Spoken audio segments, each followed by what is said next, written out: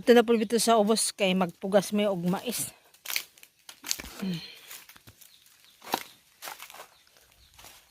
Bi ako'y pugas be. Tama na siguro po na. Ano? Sa Kalakan. Nay. Kato ay tabunin na. Sumanang lalo mo na kayo. Ay saba, lalo mo man gina sa nimo. Na naman to'y maisa kong gibutang. Anak ka magpugas. Sige, dali. Sumuna oy. Utag sa Kalakang lagi. Ay, reklamo dia. Ah, grabe la luma pud kay oy. Oo, dili man sure nga. Reklamo man siya. Oh, tama na ako na. Magtuga-tuga dyan ning buros oh.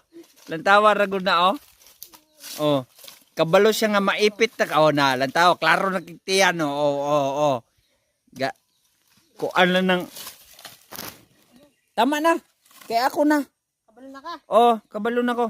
Ilinya na paano. Isa lang kalantaw, kabalo na ko. Wala kay klaro. Kabalo ka nga sakit na imong tiyan. Dami na be. Siya na daw mo pugas, ambot lang og manimahon. Sige. Siyempre, karon ra ko naka-experience ni.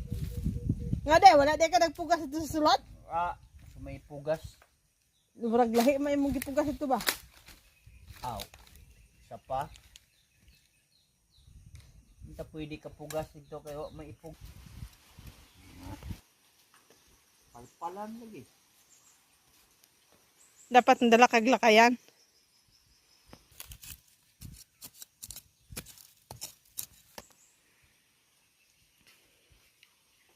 Nagpugas para makakaon mi og kanang anagon.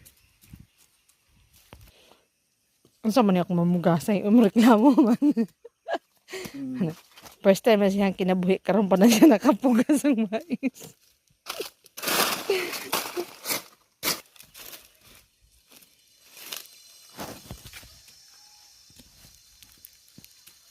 Ang tagapugas og mais.